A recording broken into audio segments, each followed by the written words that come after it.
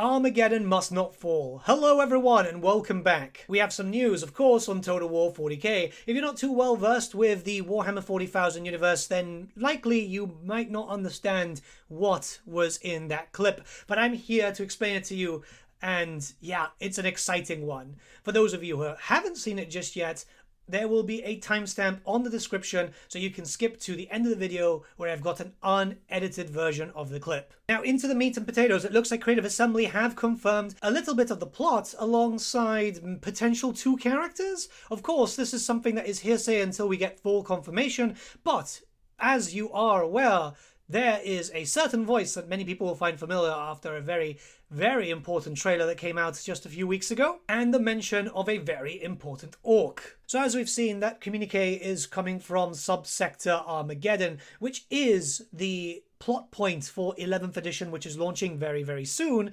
for the 40k tabletop setting.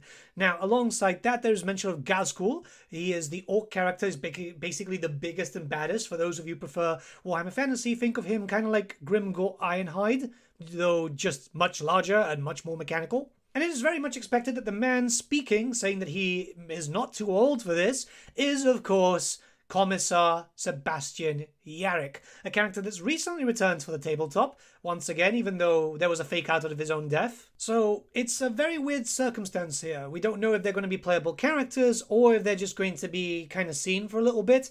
Obviously, Total War Warhammer is very well known for its legendary lords, and it's expected that if they're going to do some sort of narrative campaign, which is very much expected, yeah, I mean, Armageddon's probably going to be the best place to do it because it links up to the tabletop. This is something that I hypothesized a few years back, actually, when the whispers of 40k started, that maybe they would finally learn from the mistakes of Warhammer Fantasy, and this has been both regards to not only CA but also Games Workshop, and do cross-promotion. This is very strong because any new release for 40k is a potential new unit, character or faction in-game, which would mean future DLCs. Remember that Warhammer Fantasy, even though it's a dead IP, managed to get 10 years worth of content. Now Total War 40k is going to likely last that, or if not, maybe longer. Considering that we do know that the War Core engine is being built to be an evergreen engine. We do know that there's going to be 3 different types of campaign for this game. So they've said that there's the one-off battle, so I guess like a historical fight, then a smaller campaign that can be done within a day, maybe I guess Armageddon, and then the big Total War stuff that we're already used to. It could be that the one-day thing will be the narrative for Armageddon, kind of like a, well, I don't want to say Realms of Chaos because that's going to give people PTSD, so let's call it the Vortex. A smaller campaign that you can get done in one go, and then the bigger actual Total War campaign experience a little bit after. Which makes sense given that we have the 4 starting races, and we do know that the Orcs are going to be like the main antagonist for Armageddon. We also know that Space Marines and Guard are going to feature quite heavily, even though Games Workshop themselves for the tabletop have confirmed that we're not going to see any actual Steel Legion troops for Armageddon until like maybe 2 years' time, which is, well, depressing, I'm not going to lie. I like the Kriegers, I like the Cadians, but, you know, the flavor should be there. And I'm assuming at this point that there's probably going to be some Eldar plot point for 11th edition, seeing as they're a starting race here. It just kind of makes sense, especially as, you know, we know that Dawn of War is going to be on Kronos instead. So, I don't know. We're going to have to wait and see, obviously, but it's looking pretty good. If my theory is correct, which has been a theory for a few years, I do imagine that this is going to lead to quite a lot happening for this title. And it did make sense, if these guys are legendary lords, to go with Yarrick and Ghazghkull for the very beginning. It does lead to question what's going to happen with, say, for example, the Space Marines. Hopefully it's not an Ultramarine character. It would be nice to see a Blood Angel character, since they're going to be front and center. And for the Eldar, I mean, could literally be anyone, to be honest. Now you might see reference to the planet Chosen here, which is contact with planet Chosen lost. They're getting reinforcements from the Adeptus Astartes, and also, well, they've asked for the Adeptus Astartes, but they're getting it from the Astra Militarum, which is more of the Guard. So Chosen is actually a known world. It's an ice world that is controlled by the Orcs, which around the 3rd war for Armageddon is when it fell, before then, there was still a lot of greenskin influence. I believe a lot of feral orcs too were there. So it's going to be interesting to see how that goes. I mean, potentially we could see like a regiment of renown there with the Armageddon Orc Hunters. Those were mostly modeled with Catachan minis, I think, back in the day. It's kind of exciting because obviously we do know of the planets around the Armageddon sector. There is quite a few, and there is a lot of subsectors, which we're going to have to do like a lore video at some point because like there's so much to talk about. It's important to note that there is the segmentum, which is very close to like the center. That's like the one that everyone kind of knows. It's where Holy Terror is. Then there are the sectors, and then there are subsectors.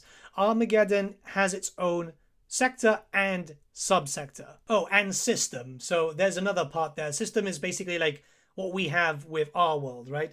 The system that we have is like all the planets that we know that are revolving around our sun. Trust me, this will all make sense as time progresses, and obviously you learn more about Warhammer 40k lore.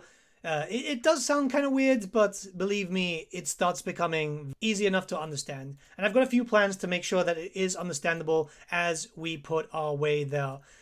Yeah, again, I'm really, really hyped up for Armageddon in general. Like, I'm still not sure what army I'm going to play in 11th edition. But if my theory is correct and they're going to go around that story alongside the edition itself, it's going to be freaking awesome. Because that's what we need. That's what I've always wanted. A Warhammer game going alongside its edition. It would mean that we'd get a lot more story points, and hell, it would mean a lot faster cadence. So we'd have to see with Creative Assembly. But so far, so good. Anyways, I've done a little ranting. I've done a little lore. What do you think about this? Do you think we're going to be in Armageddon? Or it's just like, oh, we're just doing some plotline teaser thing just to kind of show that the universe is at war? Let me know your thoughts in the comments below. I think there is a lot to talk about in the coming days. It's important also to remember that Creative Assembly are kind of slow with these things. So just because we've got some news now doesn't mean that we will get some news anytime soon. So don't build up like massive expectations. I'm just letting you know because it's important that you don't like start frothing at the mouth. Believe me, I want to, but I know CA too well now. Have a great day, everyone. I am still streaming, by the way, because at this point I am streaming the Reveals of Skulls, and afterwards we're going to discuss all this stuff, sponsored by our friends at Games Workshop. Very big thank you to them. Pop by, say hi, twitch.tv/The Great Book of Grudges, and if not, have a great day, guys. Well, I mean, there's loads of videos coming, so yeah. See ya.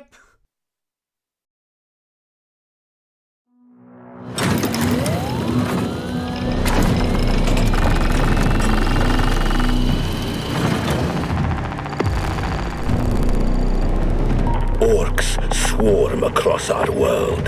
The hives, the regions, the continents are infested. The planet, the entire subsector bleeds. A theater of endless war. There will be no retreat. This world belongs to humanity. We will drive the invaders back, and this old man will make Ghazghkull pay for every bloody step taken upon Armageddon. The Emperor demands it. I demand it.